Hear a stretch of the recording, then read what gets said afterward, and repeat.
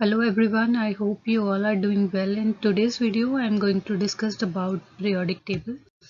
In previous video, we have discussed about the electronic configuration, how we will able to write the electronic configuration of any element in the periodic table on the basis of S, P, D and F.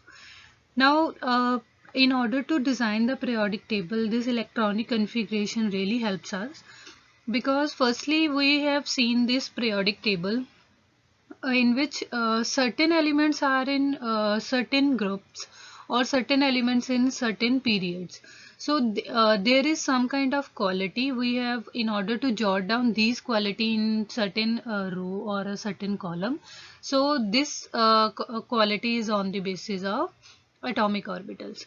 Now let's look at the periodic table in depth. Firstly, you have observed that in our periodic table there are 118 elements, and these elements are arranged in the within 7 periods, and there are two periods which are separate from the whole periodic table. They have some another qualities. We have to consider this one by one. Let's move towards firstly towards S block. When you look at the whole periodic table at first glance, you have considered on the extreme left side of the groups like as hydrogen, helium, sodium, potassium, rubidium, cesium and francium. And in the second group there is beryllium, magnesium, calcium, strontium and barium and krypton. Now let's look at the properties of S block. These two groups are called S block. Why they are called S block?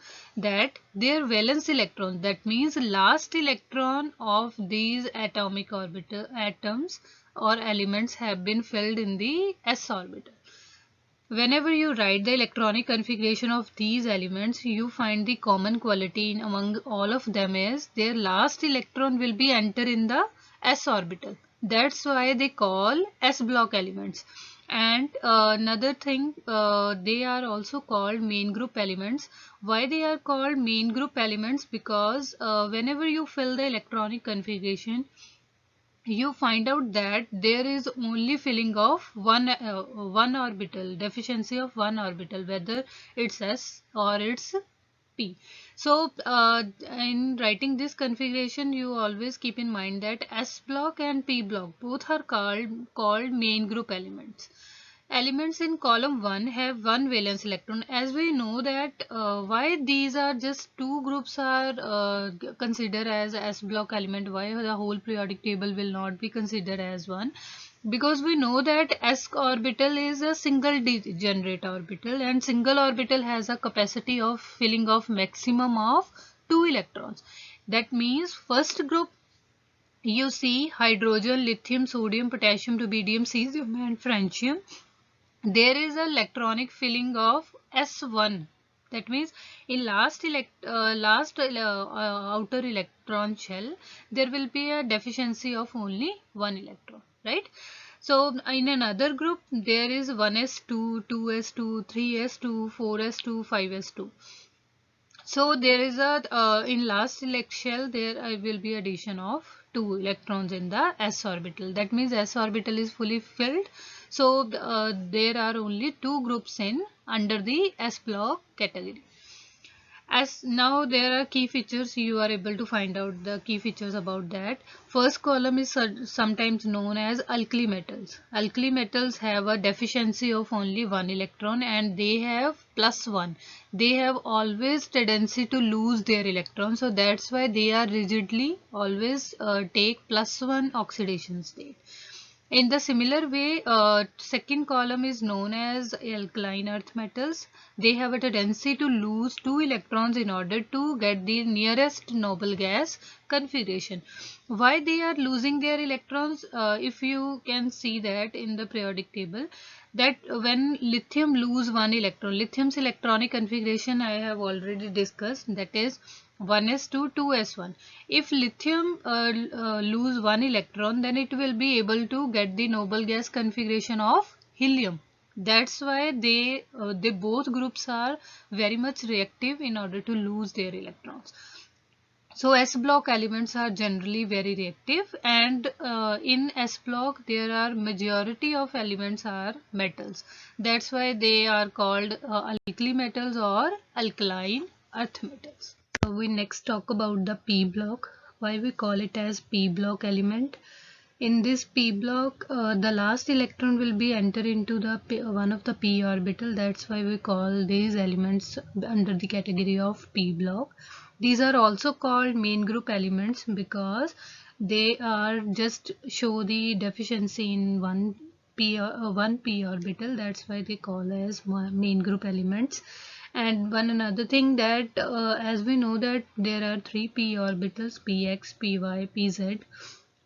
So all the three orbitals are degenerate in nature.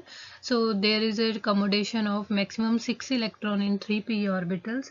That's why there are 6 groups present in the under the category of p block.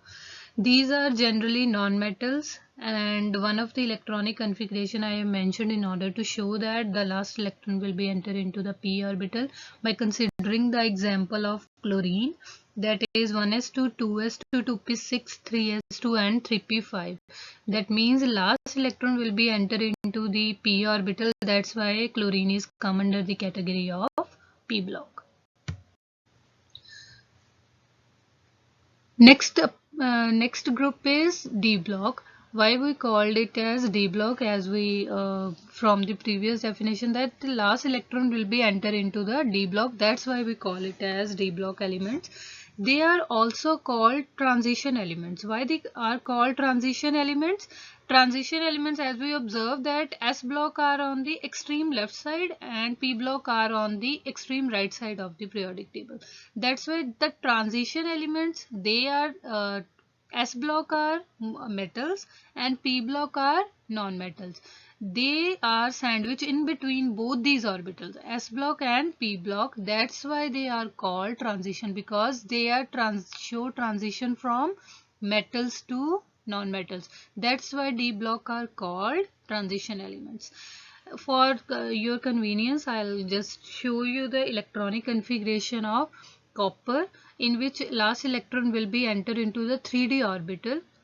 But there is an exception that whenever we start filling the electrons of in d orbital, firstly there is a filling of 4s electrons, because 4s orbital is lower in energy as compared to d orbital. That's why when electron first enter into the s orbital, then d orbital, but whenever you start removing the electron from ejecting the electron from the orbitals, the electron will be come out first from the s orbital, then d orbital. That's why whenever you observe the electronic configuration of d family, you can find the one common thing that electron might be enter into the d orbital, last electron, but it always right before the s orbital, because electrons are filled.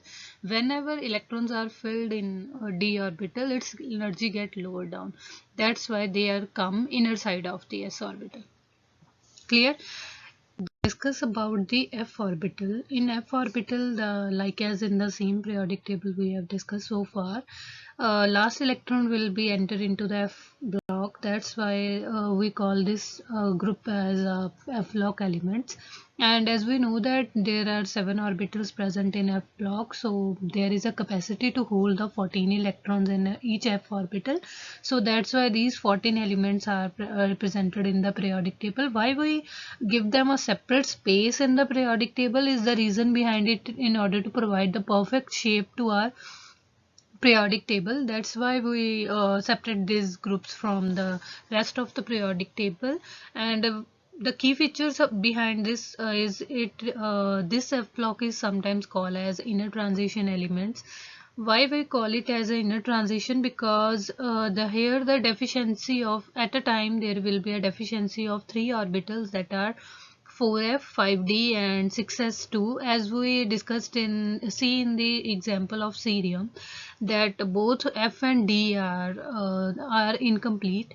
So that's why they are called inner transition, because they have a deficiency of three orbitals at a time. And moreover, the f blocks are In the similar manner, you have seen that whenever the electron is filling in the f orbital, firstly the electron will be filled in the s orbital, then d orbital, then f orbital. But whenever we start the ejecting the electron from any kind of element in which belongs to f group, the energy of 6s orbital is higher than the 5d orbital, and the energy of 5d orbitals are higher than the f orbital. That's why the electron of f are somewhat move to the inner side. That's why we call it as inner transition elements. That's all about this topic video. Thank you so much.